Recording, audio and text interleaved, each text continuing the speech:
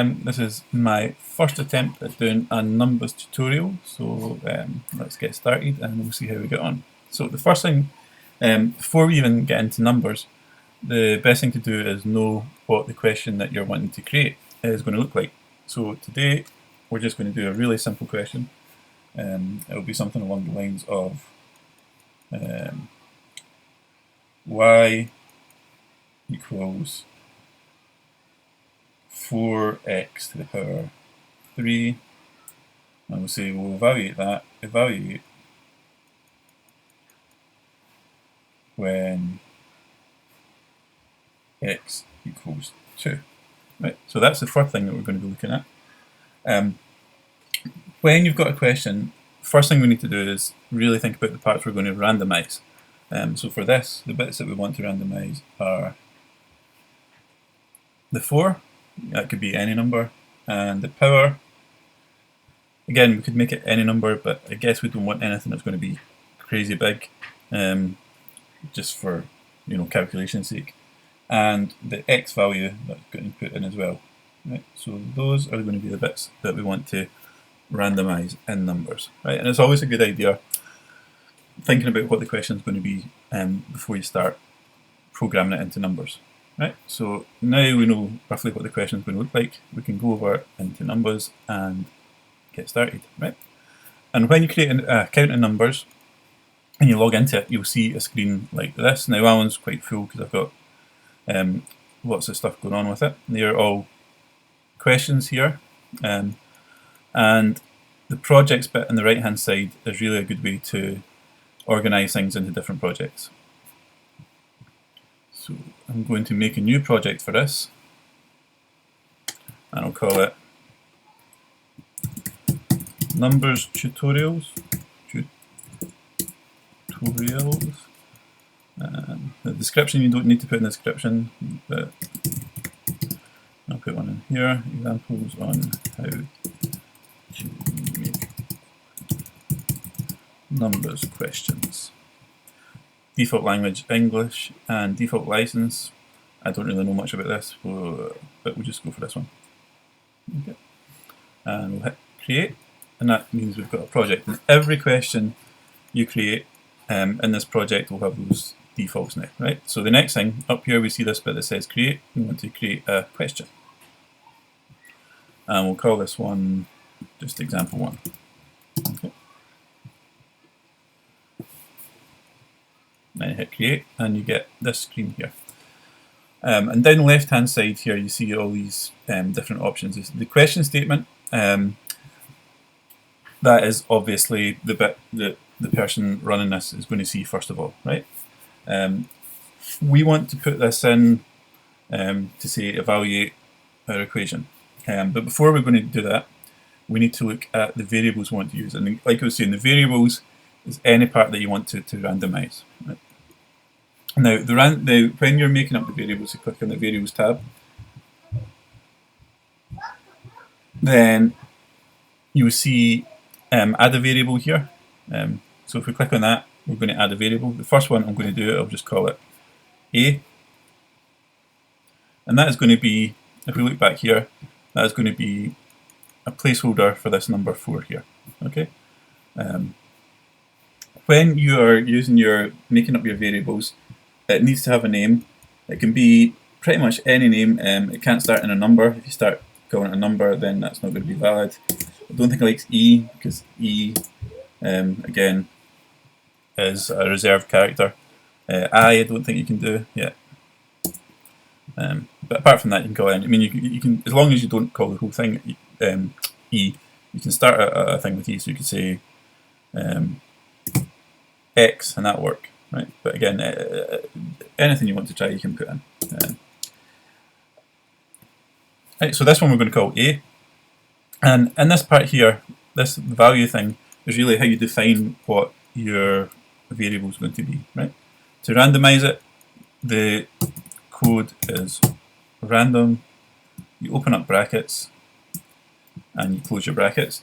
That is calling a function which randomizes a number. But we need to tell this function what the starting point is for our random numbers and what the end point is. So for this one, let's say the first number can go from -9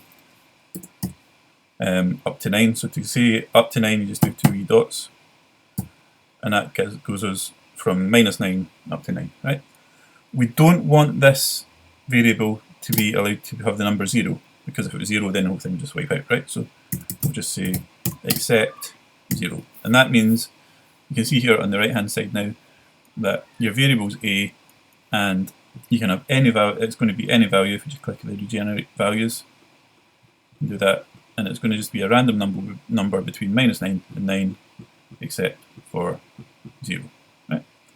And we'll make another one, the next.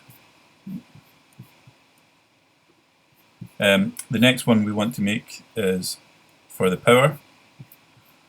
So I normally call that n. And again, that's just going to be a random number. But like I was saying before, we don't want this to be huge. We'll just make it -2 to 2. And let's just leave it that it can be 0, right? Again, if you want to change that, then you can. The description bit for each of these variables I don't normally put in. You can do. Sometimes it's useful if you've got quite a complicated variable. And the other thing we need to do is randomize the number we're putting in. So again, we'll just call that x.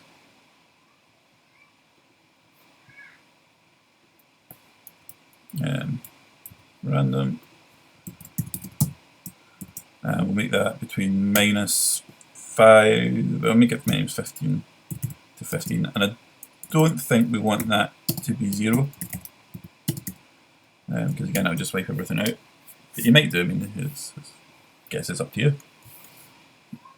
Right, and again, if we hit the regenerate values, they'll just bounce about, changing all the time. The other thing that is good to sometimes put in, especially for these questions, is what the answer is going to be. So we'll call it the variable answer, or ans.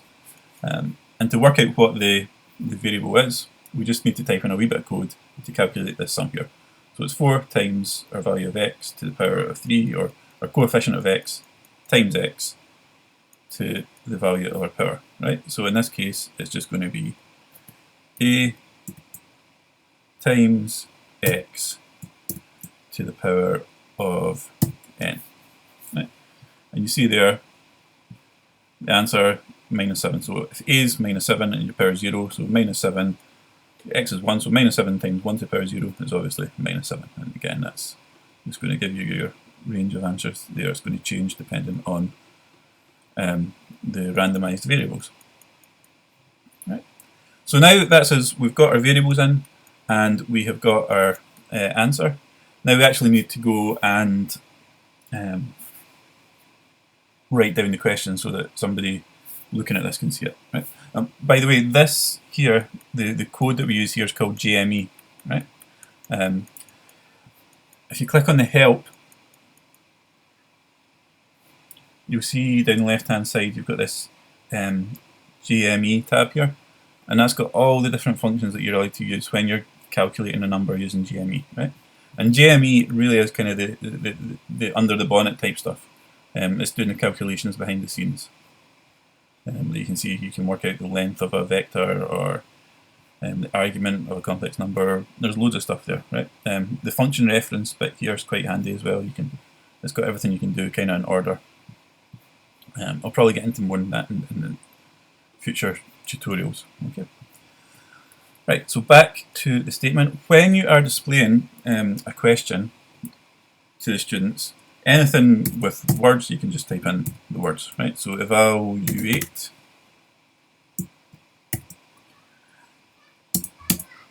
but then when you're displaying anything mathematical, it has to be done using LaTeX. Right? I'll just do a research for LaTeX. And LaTeX is a typesetting language which you can put in mathematical equations really easy. And there's loads and loads of stuff on the internet about it. LaTeX commands, and it is pretty easy once you get going with it. So there's an example, just one of the things that you can, a website that shows you how to use it. Right? Anything in LaTeX, to display it, you need to put dollar signs around it, right? So a dollar sign to open it and a dollar sign to close it. For this particular example, y equals our first variable times x to our second variable. We need to put in y equals, and you see in the centre of the screen up here, that's giving you a wee preview of what you're typing in kind of mathematical notation. When you're putting in a variable, and this is just for when you're working with LaTeX inside the numbers, you need to do backslash var for variable, and then you put your curly brackets, and the first variable we want to put in is a, and you should see a wee green thing coming up there with a, and then we want our x. We don't want that to be a variable because we want it to display the letter x. We don't want it to display whatever the variable is for that. And to the power in LaTeX, it's just your up arrow, and then it should be your next variable, what was it, n, and you can see that that's gone superscript, so it looks like it's got the power working right. Okay, and that looks pretty much right. So we'll just put another dollar sign in to close that off. This button up here, this test run button, is quite handy because if you click on that, it gives you a preview of your question, right? So this one here is saying evaluate y equals minus 6x to the power minus 1. We haven't given a value for x yet, so we'll go back and we'll do that. So we'll say when, and we want this to be in LaTeX again, so when dollar sign x equals, and then we want our variable for x, so var curly brackets x, and then close everything off. And again, if we hit test run, you can see now that we've got evaluate this time 7x squared with our x value of 15. If we hit try another question, it's changed the values. I know there's a 1 there which doesn't look great. There's a way to get around that, but we'll leave it just like that for this particular tutorial. Okay, and so that looks like it's working okay. The next thing we need to do is make a wee bit so we can let somebody put in input, and that all happens in this tab here that says parts. Okay. Now, when you're putting in a part, there's all these different options, right? Information only, extension, gap fill, mathematical expression, number entry, matrix entry, match text pattern, and choose one from a list, and so on, right? The main ones that we're going to be using are gap fill. Gap fill comes in really handy. Mathematical expression, that's always good when you're wanting a student or anybody to put in a mathematical expression, an equation basically. And the one we're going to be using today, we're just going to be putting in a number, so number entry will work quite well. Right, and the prompt for the number entry part, you don't need to put in anything, but you could just put your answer equals, and then when you go to run it, there's going to be a wee box for the person to put in their answer. But we need to tell the system what to expect, right? We already know what it's going to expect because in our variable section we had a variable called answer or ans, so that's what we want to put in, right? And again, for this we just need to type in ans, but we need to put it in curly braces because it's a variable. Anytime you really use a variable, you need to put in the curly braces when you're doing the parts section. Okay. That's it. 1 mark. We don't need to give it 1 mark. We can give it 2 marks if we want, or we could give it 100 marks. You know, it's up to you. Precision restriction. That's whether you want to have the answer with precision. We won't have anything here. Allow the student to enter a fraction. That's that controversial statement there. Let's tick it for this one. It doesn't really matter for this question, but then you can put in a fraction as your answer. There are reasons that you don't want it necessarily to be a fraction, but it's up to you. These options here, marking algorithm, scripts, and adaptive marking, I wouldn't get into them just now. We'll talk about them a bit later. Show correct answer on reveal. Normally I have that ticked. But again, if you're writing an assessment, you might want to leave it out. Show score and feedback icon, again, it's up to you whether you leave it in or not, right? Display correct answer fractions. There are all these options here, they're pretty self-explanatory. You can add another part to this if you wanted to have like a part A and a part B. You can add steps here. So if you're wanting to explain things as you're going along, then you can put them in. But again, in future tutorials, we'll deal with them. Right. So now if we test run this, you see evaluate 7x to the power minus 1 when x equals 8. I'm kind of glad I put this as a fraction because I don't need to do any thinking for this one now. To test it, so that's obviously just going to be 7 over 8 is going to work for that. Put that in, and it's marked right. Okay, so sometimes it's good to check that it's not just marking things right for all the time, so let's put 7 over 1, and that's wrong. So we know that that's working okay.